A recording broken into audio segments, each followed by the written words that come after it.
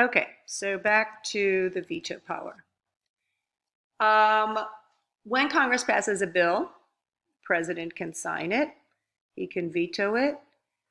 If Congress is what's called in session, so a Congress lasts 2 years, each session is generally 1 year.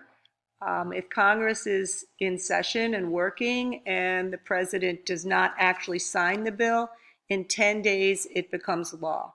But if the Congress adjourns, if the Congress takes a break, they go home for recess for a certain number of days, and they've passed a bill and the president does not sign it while Congress is adjourned, while they're in recess, that bill does not become a law. That's what's called a pocket veto. Finally, the president has some judicial powers. Um, so these are where the president can issue a pardon if somebody has been found guilty of a crime and sent to prison or about to be. The president can pardon them. This has come up recently where Michael Flynn, who was President Trump's national security advisor and was found guilty of lying to the FBI, the president has talked about potentially pardoning him. The president can commute somebody's sentence. This also happened recently with President Trump, where Kim Kardashian was lobbying the president to commute the sentence of a woman who was in prison, and he did so. He basically set her free. He reduced her sentence.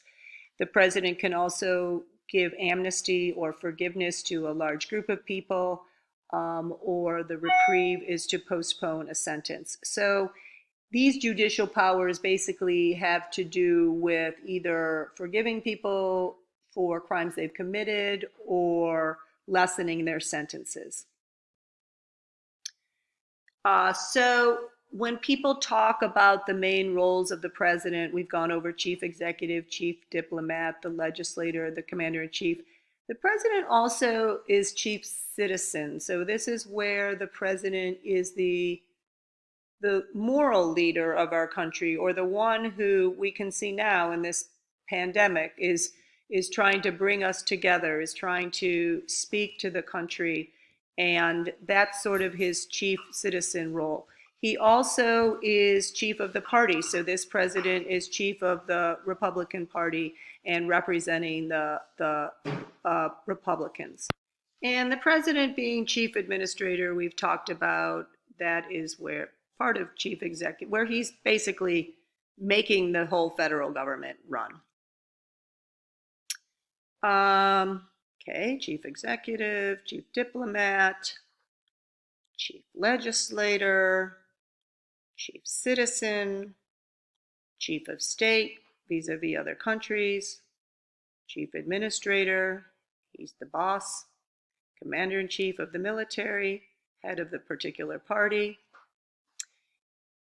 The way the presidency is structured now is that there are cabinet departments that we're going to go into, but there are also offices directly around the president that provide him advice on national security issues and economic issues and really help him carry out his vision of what he wants the U.S.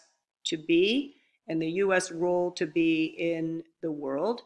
And some of the more important ones of these are the National Security Council, the Office of Management and Budget, the Council of Economic Advisors. These are all very close to the president, both physically and in terms of his politics. And then the cabinet is the things that you think of the Treasury Department, the Department of Justice, the Department of State, where the heads of these are all appointed by the president, the big heads of them, but they're also very large organizations and bureaucracies of so-called civil servants, people who can work there for years through many different presidents and administrations. The National Security Council is a smaller group of people who give the president advice on security, foreign policy issues. It's there's still, obviously, we have a Department of Defense, and we have the Joint Chiefs of Staff and other organizations in the government, but this is a smaller one that's giving him national security advice close to him.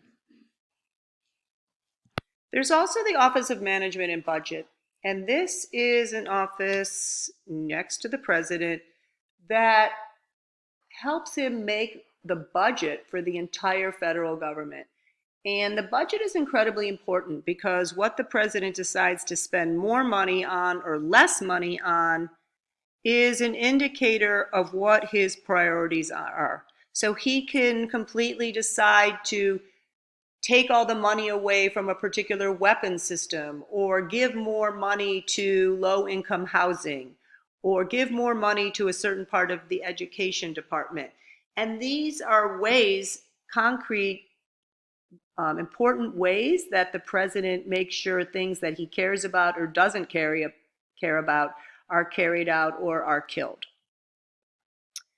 There is an Office of National Drug Control Policy, which of course is important today because we can see the social and economic costs of our opioid crisis.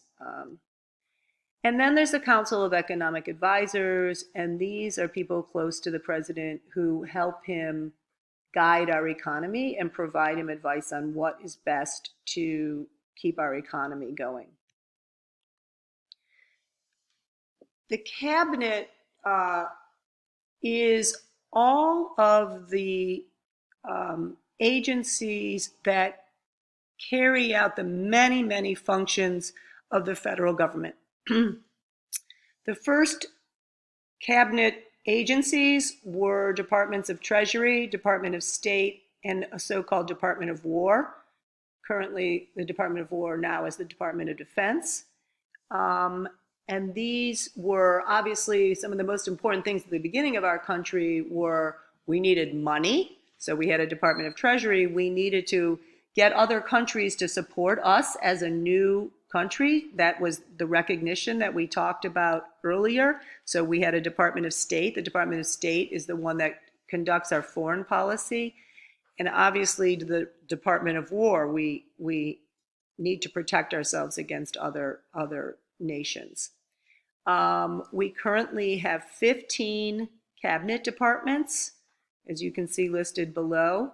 The Environmental Protection Agency is not a cabinet department, but generally when the president will have cabinet meetings, so the heads of these cabinets come together for a meeting, the Environmental Protection Agency is there as well. But these are sort of the main important areas of our country and its functioning, from agriculture to homeland security to transportation to Veterans Affairs.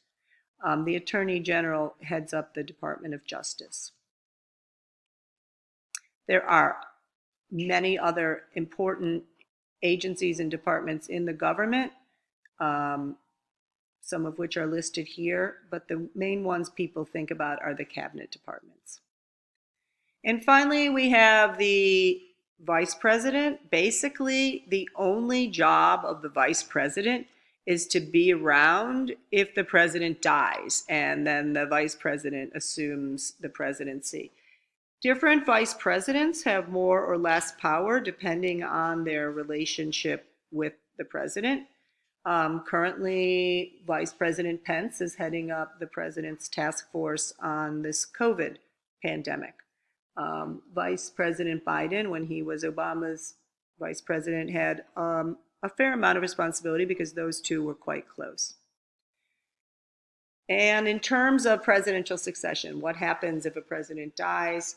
The next in line is the vice president, in this case, Vice President Pence. After that is the Speaker of the House, Nancy Pelosi, and then it moves over to the President pro tempore, that's in the Senate, then on down this line.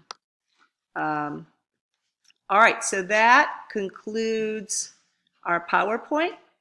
Thanks for listening, and we'll move on to our next lesson.